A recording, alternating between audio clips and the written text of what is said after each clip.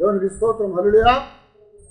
గత వారములో దేవుని యొక్క సన్నిధిలో ప్రతి ఆదివారము దేవుని దగ్గరికి రావాలా అన్న విషయాలు మనం జ్ఞాపకం చేసుకున్నాం. దేవుని సన్నిధిలో నిత్యము మనం కనపడాలని దేవుని వాక్యం మనకి జ్ఞాపకం చేస్తుంది.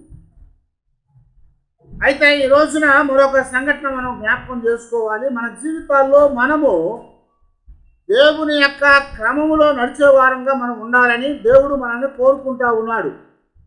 అయితే చాలా పర్యాయాలు విషయాలు మనం వినటానికి కష్టంగా ఉంటాయి, కొన్ని విషయాలు సంతోషాన్ని కలిగించేవి ఉంటాయి. అయితే కష్టంగా ఉన్న విషయాలు విన్నప్పుడు అవి మనకి మేలు కలిగిస్తాయని మనం ఆలోచన కలిగి ఉండాలి. కారణం ఏంటంటే దేవుని వాక్యంలోనే కీర్తన గ్రంథంలో 50వ కీర్తన 17వ వచనంలో ఒక మాట రాస్తూ వచ్చాడు. దిద్దుబాటు నీకు అసహ్యము కదా, నీవు నా మాటలను నువ్వు వెనకకు త్రోసివేయదు అని చెప్తున్నాడు. దిద్దుబాటు అనేది మానవునికి కొందరికి చాలా అసహ్యాన్ని పుట్టించేదిగా ఉంటుంది, కోపాన్ని పుట్టించేదిగా ఉంటుంది. కనుక వారు ఎవరైనా దిద్దుబాటు చేయడానికి చెప్పినప్పుడు ఆ మాటలు ఏం చేస్తారట, వెనకకి త్రోసివేస్తారు. కనుక అలాగ ఉండకుండా మనము దేవుడు చెప్పే ప్రతి మాటను జాగ్రత్తగా ఆలకించాలని దేవుడు మనల్ని కోరుకుంటా ఉన్నాడు. ఎందుకంటే మన జీవితాల్లో ఏదైతే ఎక్కువగా ఉంటుందో దాని యందు మనం శ్రద్ధ చూపకుండా ఉంటాము. అవునా? ఆకలి అనేది లేకపోతే భోజనం వేళ మనం శ్రద్ధ చూపుతామా? చూపు. బాగా ఆకలి ఉండి భోజనం లేకుండా ఉన్నప్పుడు, ఆకలితో ఉన్నప్పుడు ఎక్కడ ఏమి దొరుకుతుందని మనం చూస్తూ ఉంటాం అన్నమాట. అందువల్ల ఇక్కడ దేవుడు మనతో జ్ఞాపకం చేస్తున్నాడు కదా, మన జీవితాల్లో దేవుడు మనకి తోడుగా ఉండి మనల్ని నడిపించాలని ఆయన ఆశపడుతున్నాడు. కనుక మనము కూడా ఆయనతో నడవాలంటే ఒక గొప్ప ఆలోచన కలిగిన వారమై మనం దేవుని యొక్క సన్నిధిలో ఆయన మాటలు వినటానికి, ఆయన మాటల మీద మనం శ్రద్ధ ఉంచడానికి మనము జీవించాలి. కొంతమందికి ఎలా ఉంటుందంటే సరిగా చెప్పే మాటలు వాళ్ళు ఆలకించరు. కొంతమందికి వాళ్ళకి ఏ మాటలైతే అవసరం ఉంటాయో అలాంటి మాటలు చెప్పేవారినే పిలిపించి ఆ మాటలు వింటూ ఉంటారు.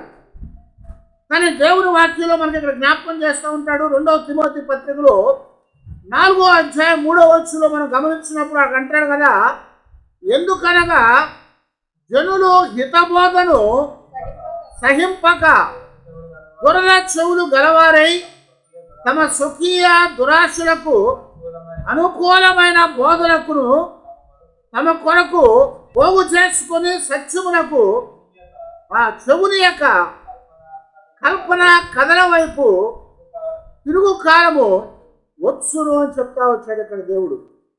దేవుని యొక్క హితబోధ, దేవుని యొక్క హితబోధ అంటే ఏంటి? అక్కడ బ్రాకెట్లో రాస్తూ ఉంటాడు, ఆరోగ్యకరమైన బోధ అని రాశాడు కొన్ని బైబిల్లో. హితం అంటే మంచిదని, అంటే హితబోధ అంటే ఆరోగ్యకరమైన బోధ అన్నాడు. ఆరోగ్యకరమైన బోధ అంటే ఏంటయ్యా అంటే ఆ బోధ విన్నప్పుడు మన ఆత్మలకి ఆరోగ్యం కలుగుద్ది.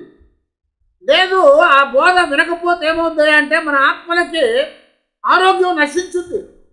మనం తినాల్సినవి తినాలి, తినకూడదు తినకూడదు. అవునా? తినకూడదు తిన్నప్పుడు ఏమవుతుంది? ఆరోగ్యం పాడవుద్ది.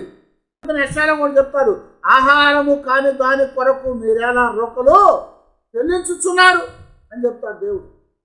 అయితే ఇక్కడ దేవుడు సెలవిచ్చినట్లుగా మన జీవితాల్లో మనం ఎప్పుడూ కూడా దేవుని యొక్క హితబోధను ఆలకించాలి. అంతేగాని మనకి ఇష్టమైనటువంటి మాటలు చెప్పేవాడిని పిలిపించుకొని మనం మాట్లాడుకోకూడదు. ఆ బోధలు వినకూడదని చెప్తున్నాడు. ఆ బోధలు ఎలా ఉంటాయా అంటే మనకి ఇది ఇష్టం కాబట్టి అదే చెప్పేవాడిని పిలిపించుకుంటాం. కొన్నిసార్లు కొత్త నిబంధనే చెప్పని కొంతమంది అడుగుతూ ఉంటారు. ఎందుకంటే అందులో గద్దింపు అనేది తక్కువ ఉంటుంది, ఎందుకంటే ఆశీర్వాదాలు ఉంటాయి అక్కడ. కానీ దేవుని యొక్క లేఖనాల్లో బైబుల్ అనేది మనకు ఎందుకు ఇచ్చాడయ్యా అంటే అందులో దిద్దుబాటు కొరకును, హెచ్చరించడం కొరకును, బలపరుచుకోవటానికి, సరిచేయటానికి దేవుడు ఇచ్చినటువంటి బోధ అని రాయబడింది. కనుక హెచ్చరించబడాలంటే దేవుని మాటలు కావాలి, దిద్దుబాటు చేయాలంటే దేవుని మాటలు కావాలి, బలపరచబడాలంటే దేవుని మాటలు కావాలి, కత్తిరించాలంటే దేవుని మాటలు కావాలి. ఇలాగా అనేకమైన విషయాలు దేవుడు తన లేఖనాల్లో మన కొరకు పొందుపరిచాడు. వాటి ద్వారా మనము ఆశీర్వాదాలు పొందుతాము. అందువల్లనే మనము దేవుని యొక్క బోధను, హితబోధను నేర్చుకోవాలి, హితబోధను ఆలకించాలి. హితబోధ అనేది మనకి ఆరోగ్యాన్ని ఇచ్చేదని దేవుని వాక్యంలో జ్ఞాపకం చేస్తున్నారు. ఆ బోధలు మనం వినాలి. ఆ బోధలు మన జీవితాల్లో ఏం చేస్తాయి అంటే ఆశీర్వాదం చేస్తాయి. ఆ ఆశీర్వాదం అనేది వచ్చినప్పుడు మనము నురివెచ్చని స్థితిలో ఉండకుండా దేవుని యొక్క ఆత్మీయ స్థితిలోనికి ముందుకు వెళ్ళగలిగే వారంగా మనం ఉంటామని దేవుని వాక్యం మనకు చెప్తా వచ్చింది. అయితే దేవుడు ఇక్కడ పౌలు గారి ద్వారా మన దేవుడు మాట్లాడుతున్నాడంటే, 1 తిమోతికి రాసిన పత్రికలో 3వ అధ్యాయమందు 15వ వచనంలో మనం చూస్తే, అయినను నేను ఆలస్యము చేసిన ఎడల దేవుని మందిరములో అనగా జీవము గల దేవుని సంఘములో జనులు ఎలాగూ ప్రవర్తింపవలనో అది నీకు తెలియవలనని ఈ సంగతులను నీకు రాయిచూ ఉన్నాను. పౌలు గారు చెరలో ఉన్నాడు. చెరలో ఉంచి త్వరగా తిమోతి దగ్గరికి రావాలని ఆశపడతా ఉన్నాడు. ఎందుకంటే చెరలో ఉన్నప్పుడు 3 పత్రికలు రాశాడు. తిమోతి మొదటి పత్రిక, 2వ పత్రిక, తీతు పత్రిక.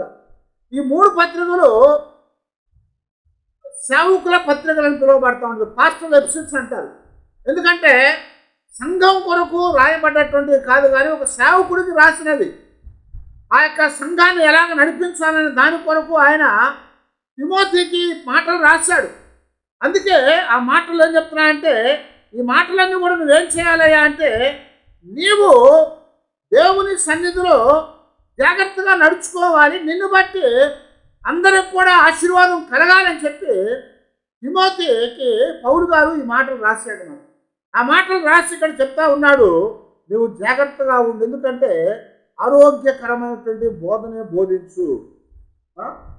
మరి ఆ దురద చెవులు కలిగిన వారుగా ఉన్నటువంటి వారు ఆ మాటను వినరు, కానీ నువ్వు మాత్రము ఆరోగ్యకరమైన బోధనే బోధించమని పౌలు గారికి తిమోతికి జ్ఞాపకం చేసి సంఘాన్ని ఆయన వచ్చే వరకు కూడా జాగ్రత్తగా ఖాయమని అప్పగించాడు. ఆశీర్వాదాలు మనం పొందాలంటే దేవుని యొక్క క్రమంలో మనం నడవాలి. గతంలో మనం చెప్పుకున్నాము, దేవుని మందిరానికి ఎందుకు వెళ్ళాలని చెప్పుకున్నాము. ఈ రోజున మందిరములు అంటే దేవుని సన్నిధిలో ఎలాగ ఉండాలి, సంఘములో ఎలాగ ఉండాలనే వాస్తవాన్ని దేవుడు మనకి జ్ఞాపకం చేస్తూ ఉన్నాడు. అదేంటా అంటే మనం జాగ్రత్తగా మనం ప్రసంగి గ్రంథంలో 5వ అధ్యాయం 1వ వచనాన్ని గమనిస్తే, నీవు దేవుని మందిరమునకు పోవునప్పుడు నీ ప్రవర్తన జాగ్రత్తగా చూచుకొనుము. నువ్వు దేవుని మందిరానికి పోయినప్పుడు నువ్వు జాగ్రత్తగా ఉండు అని జ్ఞాపకం చేశాడు. దేవుని మందిరానికి వెళ్ళినప్పుడు మనం కొన్ని జాగ్రత్తలు పాటించాలి. ఆ జాగ్రత్తలు ఒకటి శారీరకమైన జాగ్రత్తలు కొన్ని ఉన్నాయి, ఆత్మానుసారమైన జాగ్రత్తలు కొన్ని ఉన్నాయి. అయితే ఈ రోజున శారీరకమైనటువంటి జాగ్రత్తలు మనం చూద్దాం. ఆ శారీరకమైన జాగ్రత్తలు ఏవే అంటే, మనం దేవుని దగ్గరికి వెళ్ళినప్పుడు కొన్ని నియమాలు పాటించాలి. కొన్ని మన జీవితాల్లో మనము జాగ్రత్తగా వాటిని పాటించినప్పుడే దేవునికి మహిమనివ్వగలుగుతాం, దేవుణ్ణి గణపరచగలుగుతాము. లేకపోతే దేవునికి అపకీర్తి కలుగుతుంది, అవమానం కలుగుతుంది. యేసు ప్రభువు చెప్పారు, మిమ్మును బట్టే కదా నా నామము దూషించబడతా ఉందని. మనల్ని బట్టి దేవుని నామం దూషించబడుతుంది. అందుకనే శారీరకంగా కొన్ని జాగ్రత్తలు మనం కలిగి ఉండాలి, ఆత్మ సంబంధంగా కొన్ని జాగ్రత్తలు మనం కలిగి ఉండాలి.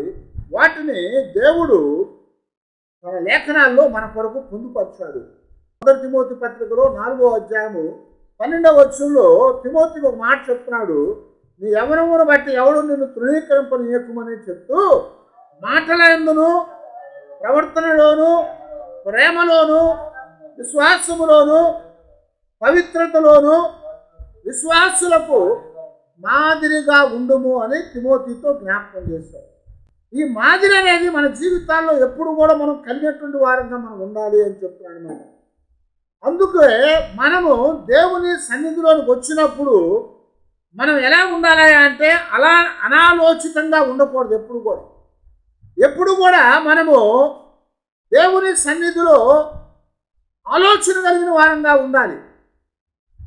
మొట్టమొదటిగా దేవుని సన్నిధిలో నియమము తప్పకుండా ఎప్పుడు కూడా దేవునికి కనపడాలని దేవుడు మనకి జ్ఞాపకం చేస్తున్నాడు.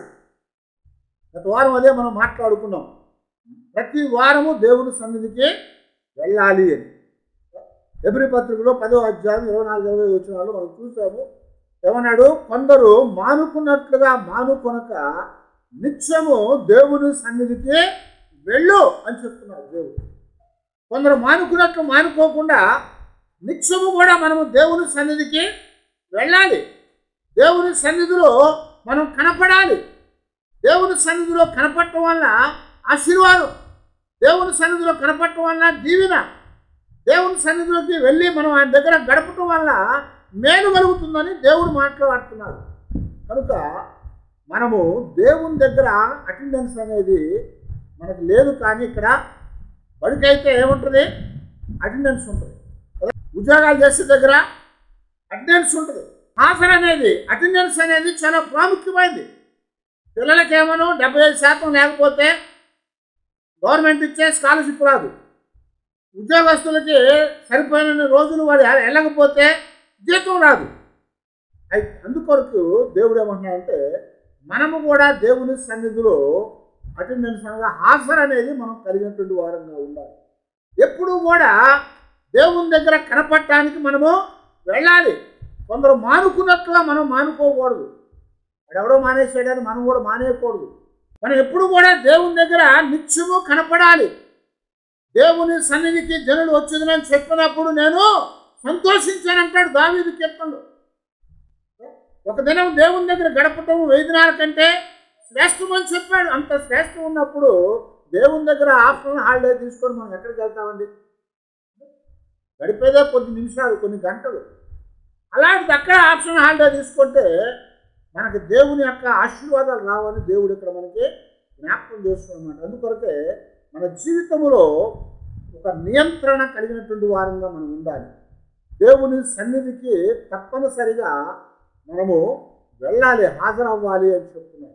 రెండవది గమనించినప్పుడు సమయాన్ని పాటించే వారికి పంచువాలిటీ అనేది లేకపోతే మనము కూడా దేవుని సన్నిధిలో పంచువాలిటీ అనగా సమయాన్ని బట్టి నడవాలి అని చెప్తున్నాడు. అంటే సమయానికి మనం ఉండాలి. చాలా పర్యాయాలు మన జీవితాల్లో దేవుని దగ్గరికి పంచువాలిటీ అనేది పనిచేయకుండా ఉంటుంది. సమయస్ఫూర్తి అనేది కానీ లేకపోతే సమయాన్ని పాటించడం అనేది కానీ భారతీయులకి తెలియదు. ఎందుకంటే 10 గంటలకి ఆరాధన అంటే 11 గంటలకు వస్తాము. 10 గంటలకి మీటింగ్ అని చెప్తే ఎక్కడైనా కానీ 12 గంటలకు వెళ్తారు. ఎందుకంటే ఈ లోపల వాళ్ళు రావాలి, వీళ్ళు రావాలి, అందరూ కూర్చోవాలి, మొదలు పెట్టుకోవాలి, ఏదో చేసుకునేటప్పటికి మనం వెళ్ళలేకే కరెక్ట్గా మా వాక్యం అవుతూ ఉంటుంది. లేకపోతే మనం వెళ్ళలేకే ఆ చీఫ్ గెస్ట్ వాడు మాట్లాడుతూ ఉంటాడు. ఆ సమయానికి వెళ్తే మనకు సమయం అర్థం కాదనుకొని చాలా పర్యాయాలు మనం ఆలస్యం చేస్తాం. చాలా దేశాల్లో పంక్చువాలిటీ అనేది చాలా ప్రాముఖ్యమైనది. వాళ్ళకి చాలా ప్రాముఖ్యమైనది. ఒకసారి నేను దొరొచ్చాడు. ఆయన 6 గంటలకి మనం వెళ్దామని చెప్పాం ఆయనకి మీటింగ్కి. వేరే ప్రాంతానికి తీసుకెళ్ళాలి. 6 గంటలకు వెళ్దాం అన్నాం. మనకి 6 గంటల కంటే 8 గంటలకు వస్తారు. ఆ డ్రైవర్ ఏమో 6:30కు వస్తాడు. వీడు 6:30కు వస్తాడు కదా అని 7 గంటలకి తక్కువ వాళ్ళు వస్తారు. వాడు 7 గంటలకు అందరూ 7 గంటలకు వస్తున్నారు కదా అని ఆ పైన ఉన్నవాడు ఏం చేస్తాడు? ఇంకో పావు గంట ఆలస్యం చేస్తాడు. అందరూ వచ్చినాక కలుపుకొని వెళ్దామని. తీరా మొత్తం వచ్చేలాక 8 గంటలు అయిపోయింది. అందరూ కూడేలాక 8 అయింది. మేము తీరా అక్కడికి వచ్చేలాక త్వరగా కనపడలేము. ఈయన రాలేదేమో అని మనం ఫోన్ చేస్తే ఫోన్ స్విచ్ ఆఫ్ చేస్తాడు. సరే రూమ్కి వెళ్ళి చూస్తే రూమ్లో ప్రార్థన చేసుకుంటా ఉన్నాం. అయ్యా టైం అయింది రాలేదంటే చెప్పాడు. అది పిచ్చోళ్ళారా, మీరు 6 గంటలకు అన్నారు, నేను 6:15కి అక్కడ ఉన్నాను, 6:15 దాకా చూస్తాను, ఎవడు కనపడలేదు, అందుకని వెళ్ళిపోయానని చెప్పాడు. మనము చెప్పిన సమయానికంటే ముందుంటారు వాళ్ళు. అయితే మనము కూడా కొన్ని పర్యాయాలు అలాగే ఉంటాం. ఊరికి వెళ్ళాలి, టికెట్ బుక్ చేసుకున్నాం. ట్రైను 10 గంటలకి, మనం ఎన్ని గంటలకు వెళ్తాం స్టేషన్కి? 9 గంటలకే ఉంటాం. ఇక్కడ మనం ట్రైన్కి వెళ్ళటానికి మనం పంచువాలిటీ ప్రారంభిస్తాం. ఆ బండి కంటే ముందు పావు గంట 1 గంట ముందు మనం ఉంటాం. లేదు 10 గంటలకు కదా బండి అని 10 గంటలకు వెళ్తే ఏమవుద్ది? ఈ లోపల సిగ్నల్ ఏముందాలనే అది మూవ్ అయిపోద్ది. సమయం అనేది పాటించకపోతే మన జీవితాల్లో దేవుని యొక్క ఆశీర్వాదాలు అనేవి మనం పొందలేమని చెప్తున్నది క్రమం అది. ఆ క్రమం ప్రకారం మనం ఉండకపోతే మనకి ఆశీర్వాదం రాదు. అందుకనే సాయంత్రంలో ఒక మాట జ్ఞాని చెప్తా ఉంటాడు, 21వ అధ్యాయంలో 5వ వచనం అంటాడు కదా, శ్రద్ధ గలవారి యోచనలు లాభకరము, తాళమి లేక పనిచేయువానికి నష్టమే ప్రాప్తించును అని చెప్తాడు. శ్రద్ధ గల వారికి ఏమవుతుందట, వాళ్ళ ఆలోచనలు లాభకరంగా ఉంటాయి. అంటే శ్రద్ధ అంటే అన్ని గంటలకు వెళ్ళాలి కాబట్టి దానికంటే ముందు ఉండాలి. రైతులు ఉన్నారు, రైతులు ఏం చేయాలి? వర్షం పడిన తర్వాత దున్నుకుంటాడు ఎవడైనా? వర్షం పడినాక దున్నుకోరు. వర్షం పడే ముందే దున్నుకుంటాడు. ఆ దున్నిన దాని మీద వర్షం పడి ఆ భూమి అంతా కూడా పొదునెక్కుతుంది. ఆ తర్వాత మళ్ళా వర్షం పడంగానే గింజలు చల్లుకుంటాడు. ఆ తర్వాత నారంతా తీసి నాటుకుంటాడు. కనుక ఆ జూన్ నెలలో జూలై నెలలో వర్షాలు పడితే అప్పుడు వేసుకుంటాం పంటని, అప్పుడు దాకా ఎదురు చూడ్డు. మే నెల నుంచే దాన్ని దున్నటం ప్రారంభిస్తాడు. అందుకొరకే దేవుని వాక్యంలో పౌలు గారే మాట్లాడుతూ దేవుని యొక్క పిల్లలు ఎలాగ ఉండాలి అంటే ఒక వ్యవసాయదారుడుగా లాగా ఉండాలంట, ఒక అథ్లెటిక్స్ లాగా ఉండాలంట, క్రీడాకారులాగా ఉండాలి, ఒక వ్యాపారస్తుల్లాగా ఉండాలంట, ఒక వ్యాపారస్తుల్లాగా ఉండాలి. వ్యాపారం చేసేవాడు ఏం చేయాలి? 6 గంటలకే కొట్టు తీయాలి. 6 గంటలకు కొట్టు తీస్తే పొద్దున్నే వచ్చే వాళ్ళందరూ బేరం తగ్గుతుంది. అందుకొరకే ఒక వ్యాపారస్తుల్లాగా, ఒక క్రీడాకారుల్లాగా, ఒక వ్యవసాయదారులాగా దేవుని పిల్లలు ఉండాలని దేవుడు మనకి జ్ఞాపకం చేసుకోవచ్చు. మనం పంచువాలిటీ అనేది సమయాన్ని పాటించే వాళ్ళంగా జాగ్రత్తగా ఉండాలి. శ్రద్ధ కలిగిన ఆలోచనలు లాభకరంగా ఉంటాయి, కానీ తాళమి లేక పనిచేసేవాడికి నష్టమే ప్రాప్తించుద్దట. సమయానికి పనిచేయకపోతే నష్టం కలుగుద్దని ఇక్కడ దేవుడు జ్ఞాపకం చేస్తున్నాడు. కనుక మనం సమయాన్ని పాటించే వారంగా ఉండాలి. సినిమాలకు వెళ్ళే వాళ్ళు ముందెళ్తారు, అంటే ఫంక్షన్కి వెళ్ళే వాళ్ళు ముందెళ్తారు, ఊర్లకు వెళ్ళే వాళ్ళు ముందెళ్తారు, ఎవరైనా గెస్ట్తో మాట్లాడాలంటే ముందెళ్తారు, ఇంటర్వ్యూకి వెళ్ళాలంటే ముందెళ్తారు, కానీ దేవుని దగ్గరకు మాత్రం ముందు రాదు. అందుకే దేవుడు అంటున్నాడు, ఆయన ప్రేమ గలవాడే, ఆయన ఏమండు ఇప్పుడు, కానీ అక్కడ అంటాడు, ఇక్కడ ఏమండు. అదే పాత నిబంధన అయితే ఆడు అక్కడే తగిలేదు. ఇప్పుడు కొత్త నిబంధనలో కృపాకాలంలో ఉన్నాం మనం. అందువలన దేవుడు ఇక్కడ ఏమండు, అక్కడికి వెళ్ళినాక ఎఫెసీ పత్రిక చెప్తాడు, అందరికీ పిలుస్తాడు లోపలికి. అందరు లోపలికి వెళ్ళినాక ఒక్కొక్కడికి ఒక్కొక్క ఆ వస్త్రాలు లేకపోతే బహుమానాలు ఇస్తూ ఉంటాడు, కిరీటాలు ఇస్తూ ఉంటాడు. ఆ కిరీటాలు ఇస్తూ ఉన్నప్పుడు ఒక్కొక్కడికి ఎక్కువ వస్తే, ఒకడికి కొన్ని వస్తే, ఒకడికి ఏమి రాలేదు అనుకోండి, ఏమవుతుంది? అడిగితే ఏమి రానోడికి ఎలా ఉంటుంది? సిగ్గుపడిపోతాడు. ముందు అంతమందిలో ఏమి కూడా రాకపోతే సిగ్గుపడిపోతాడు. కనుక మనము సమయాన్ని పాటించే వాళ్ళంగా మనం ఉండాలి. దేవుడు ప్రేమ గలవాడని ఆయన దగ్గరికి వెళ్లకుండా ఉంటే ఆశీర్వాదం పోతుంది. అంతేకాకుండా దేవుని యొక్క సన్నిధిలో అన్నిటికంటే ముందుగా మనం కూర్చోవాలి. దేవుని సన్నిధిలో అన్నిటికంటే కూడా మనం ముందుగా కూర్చోవాలి. కారణం ఏంటంటే ప్రారంభం నుంచి మనం ఉండాలి. ప్రారంభం నుంచి ఉన్నప్పుడు ఏమవుతాయా అంటే దేవుడు మన మధ్యలో ఉన్నాడు, ఆయన మనల్ని చూస్తూ ఉన్నాడు. మనకున్నటువంటి ఆ శ్రద్ధను బట్టి దేవుని యొక్క ఆశీర్వాదాలు అనుగ్రహిస్తూ ఉంటాడు ఆయన. కనుక మనము దేవుని సమయాన్ని పాటించి లోక ధర్మము చొప్పున కాదు. పౌలు గారు చెప్తున్నాడు, ఇప్పటి వరకు మీరు లోక ధర్మము చొప్పున నడుచుకున్నారు, కానీ ఇప్పటి నుంచి దైవము యొక్క నియమం ప్రకారం నడుచుకోండి జ్ఞాపకం చేసుకుంటాం. కనుక దేవుని యొక్క సమయాన్ని మనం పాటించి దేవుని యొక్క ఆశీర్వాదాలు పొందాలని దేవుడు మనకి జ్ఞాపకం చేస్తున్నాడు. మరొకటి వస్త్రధారణ. వస్త్రాలు ధరించుకో. దేవుని సన్నిధిలో మనము ఎప్పుడు కూడా శుభ్రంగా వెళ్ళాలి, ఎప్పుడు కూడా తగుమాత్రంగా వెళ్ళాలి. కొన్ని స్థలాలకు వెళ్ళినప్పుడు ఫంక్షన్లో అందరూ పట్టుచీరలు కట్టుకొని వస్తూ ఉంటారు, ఉన్న నగలన్నీ వేసుకొని వస్తూ ఉంటారు. కానీ మనము మన వస్త్రధారణ అనేది దేవుడు మెచ్చుకునేట్టుగా, అందుకని పేతులో మాట్లాడుతూ ఉంటాడు, తగుమాత్రము వస్త్రధారణ చేసుకొని తగుమాత్రముగా అలంకారం చేసుకొని దేవుని సన్నిధిలోనికి వెళ్ళాలి. మనము తగుమాత్రం వస్త్రధారణ చేసుకొని తగుమాత్రము అలంకారం చేసుకొని వెళ్ళాలి. సింపుల్గా రాకూడదు. అంటే సోపు చేసుకోవద్దన్నాడు కదా అని నిద్రలేసిన వాళ్ళు అలా వచ్చేయకూడదు. శుభ్రంగా స్నానం చేసి తలదూకొని మంచి ఉతికిన వస్త్రాలు వేసుకొని, కొత్త బట్టలు కాదు ఉతికిన వస్త్రాలు వేసుకొని దేవుని దగ్గరికి రావాలి. ఆ వస్త్రాలు కూడా ఎలా ఉండాలి అంటే ఎక్కడ కూడా అభ్యంతరాన్ని కలిగించేగా ఉండకూడదు. ఆ వస్త్రాలు ఎప్పుడు కూడా దేవునికి అవమానం కలిగించే ఉండకూడదు. మనం చాలా ప్రాంతాల్లో చూస్తూ ఉంటే ఇప్పుడు ఈ వస్త్రాల్లో విచిత్రం వచ్చేసింది.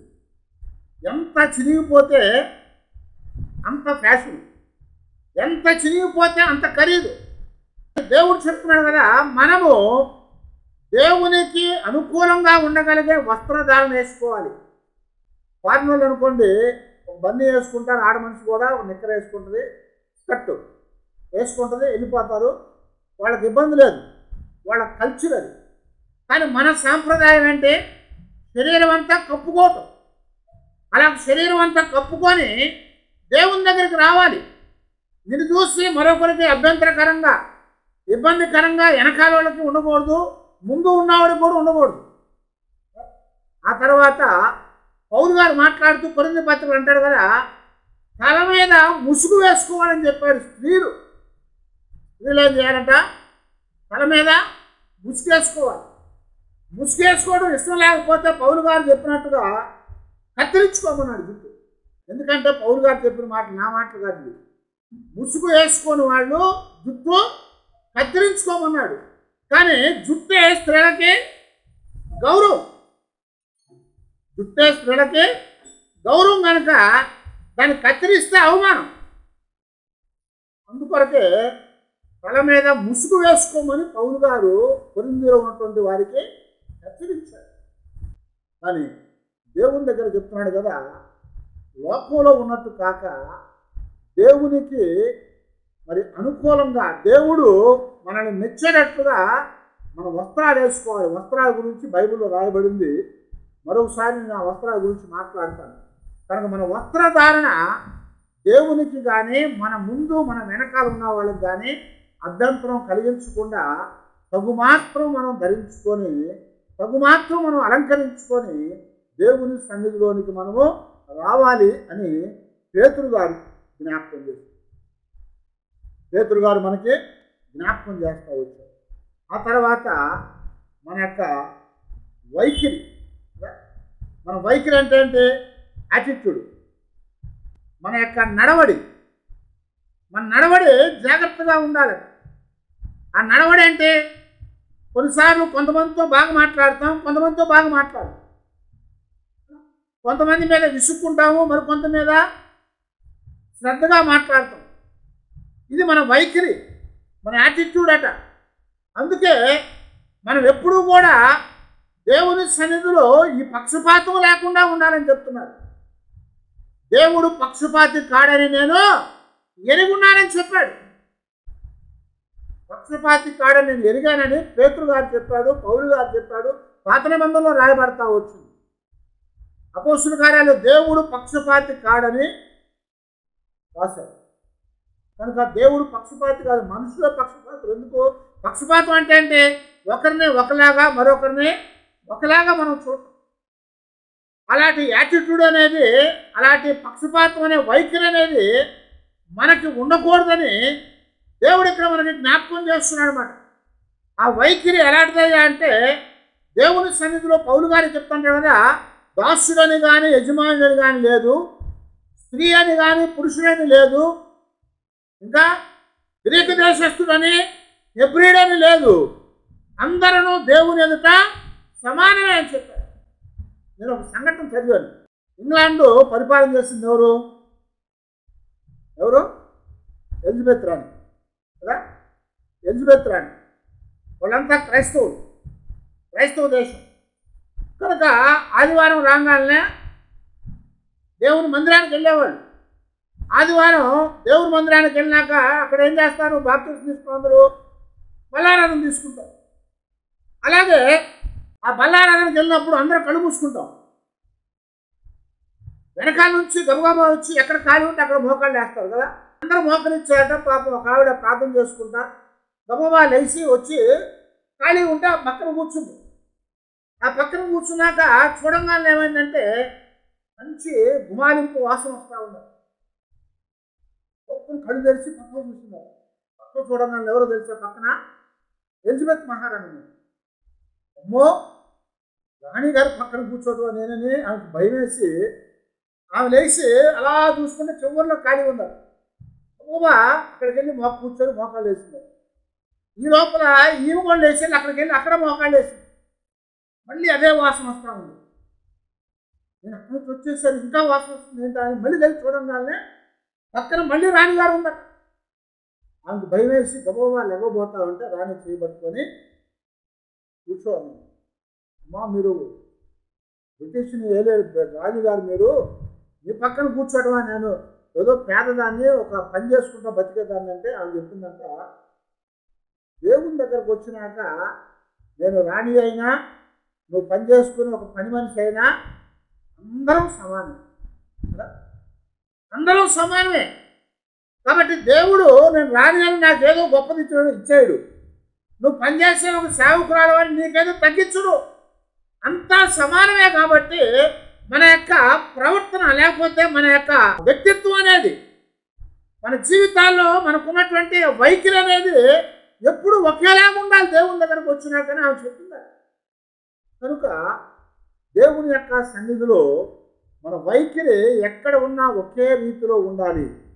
దేవుణ్ణి మహింపరిచేదిగా మన వైఖరి ఉండాలని దేవుడు మనకి జ్ఞాపకం చేస్తున్నాడు. ఆ తర్వాత ప్రత్యేకంగా దేవుని వాక్యంలో చెప్పిన మాట ఏంటంటే బిహేవియర్ అని రాశారు. పౌలు గారు తిమోతికి చెప్పినప్పుడు అక్కడ బిహేవియర్ అని రాస్తాడు ఇంగ్లీష్లో. ఆ బిహేవియర్ అనే మాట గ్రీకులో ఉంచి తర్జుమా చేయబడ్డప్పుడు అక్కడ ఏముందంటే కాన్వర్జేషన్ వచ్చింది. కాన్వర్జేషన్ అంటే ఏంటి?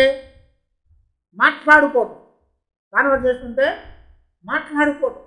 మన మాటలు కూడా ఎలా ఉండాలయ్యా అంటే పౌలు గారు కొలిసి పత్రికలో చెప్తా ఉంటాడు, మీ మాటలు ఉప్పు వేసినట్టుగా రుచికరముగా కృపాసహితంగా ఉండనియండి అని చెప్పాడు. మీ మాటలు ఉప్పు వేసినట్టుగా రుచికరమైనటువంటిది గాను కృపాసహితముగా ఉండనియండి అని పౌలు గారు కొలసి సంఘంతో చెప్పారు.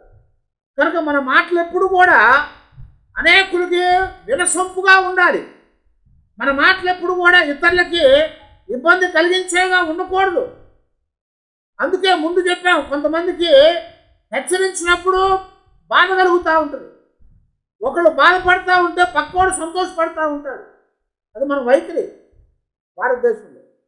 కానీ దేవుడు ఏం చెప్తున్నాడంటే మన మాటలు పక్కోడికి ఇబ్బంది కలిగించకుండా ఉండాలి. ఉప్పు వేసినట్టుగా రుచికరమైన మాటలు మనం కలిగి ఉండాలని పౌలు గారు కొలసీలో జ్ఞాపకం చేశాడు. కనుక అలాగన మనము ఒకరితో ఒకరు సంభాషణ చేయాలి. ఆ సంభాషణ ఎలా ఉండాలి అంటే మేలుకరమైనదిగా ఉండాలి, బాధ కలిగించేదిగా ఉండకూడదు. కొంతమంది మాట్లాడతారు, ఆ మాటలు విన్నాక విన్న వ్యక్తి ముఖం చిన్నపోతూ ఉంటుంది. మాట్లాడినోడికి నవ్వు వస్తూ ఉంటుంది, కానీ విన్న వ్యక్తికి ముఖం చిన్నపోదు. అంటే అది ఉప్పు వేసిన మాటలు కాదు, అందులో కారం ఉంది. మమకారం లేదు, అందులో కారం ఉంది. కనుక ఆ కారం వేసినట్టు కాకుండా మమకారంతో మనం మాట్లాడాలి. అప్పుడే దేవుని యొక్క సన్నిధిలో ఉప్పు వేసినట్టుగా మనము మాట్లాడే మాటలు రుచికరంగా ఉంటాయని చెప్తున్నాడు. ఆ తర్వాత ఒకరికి ఒకరు వందనములు చెప్పుకోండి అని పౌలు గారు ప్రతి పత్రికలో కూడా చివరిలో రాశారు. ప్రతి పత్రికలో చివరిలో ఏం రాశారంటే ఒకరికి ఒకరు మీరు వందనాలు చెప్పుకోండి. మనకు అలవాట్లేదు. కానీ పెద్ద చర్చిల్లో వేరే దేశాల్లో ముందు లోపలికి వచ్చేటప్పుడే వారిని స్టూవర్డ్ అంటారు, తలుపు దగ్గర ఉంటారు. వచ్చే ప్రతి వాళ్ళకి నమస్కారం చెప్పి సెకండ్ ఇచ్చి, స్త్రీలు ఒక పక్కన పురుషులు ఒక పక్కన అండి అలాగే వాళ్ళు కూర్చోబెడతారు. లోపలికి తీసుకొని వచ్చి దేవుడు వాక్యం అయిపోయిన తర్వాత బయటకు వెళ్ళేటప్పుడు మళ్ళా వీళ్ళు బయటకు వెళ్ళే ప్రతి వాళ్ళకి వందనాలు చెప్తా ఉంటారు. అలాగా ఒకరికి ఒకరు ఏం చేయాలంట? వందనాలు చెప్పుకోవాలి. వందనములు చెప్పుకోండి అని చెప్పాడు. వందనము చెప్పడం అంటే దేవునికి పిల్లలంగా మనల్ని మనం కనపరుచుకోవాలి. కానీ పౌలు గారు చెప్తున్నాడు, ఒకరికి ఒకరు వందనములు చెప్పుకోండి. రాగానే వందనాలు చెప్పుకోవాలి. ఆ తర్వాత అయిపోయినాక వెళ్ళేటప్పుడు వందనాలు చెప్పుకోవాలి, అంతేగాని మధ్యలో మాట్లాడుకోకూడదు. విషయాలు సంగి పట్టుకొని చూసుకోవటం, లేకపోతే పక్కలో ఈ మెడలో ఉన్న ఈ నగట్లాగి చూసుకొని పక్కళ్ళు అదిగా చేయొద్దు అంటున్నాడు. వందనాలు చెప్పుకోవాలి అని జ్ఞాపకం చేస్తున్నాడు. మన సంభాషణ దేవునికి మహిమగాను పక్కనున్న వాళ్ళకి అనుకూలమైనదిగా మనం ఉండాలి అని దేవుడు పౌలు గారి ద్వారా హెచ్చరించాడు. చివరిగా మనం గమనిస్తూ ఉంటే మనం ఎందుకు వస్తున్నామంటే దేవుని ఆరాధించడానికి వస్తుంది, దేవుణ్ణి మహిమపరచడానికి వస్తుంది. ఆరాధించేవారు ఆత్మతోనూ సత్యముతో ఆరాధించండి అని యోహాను సువార్తలో యేసు ప్రభువారే మాట్లాడారు. కాబట్టి మనం ఆరాధించడానికి వస్తున్నాం కనుక మన దేశంతా ఇక్కడ ఎలా ఉండాలంటే దేవుని మీదే ఉండాలి. ఆరాధన ఎవరికి చేస్తున్నాము? దేవునికి చేస్తున్నాం.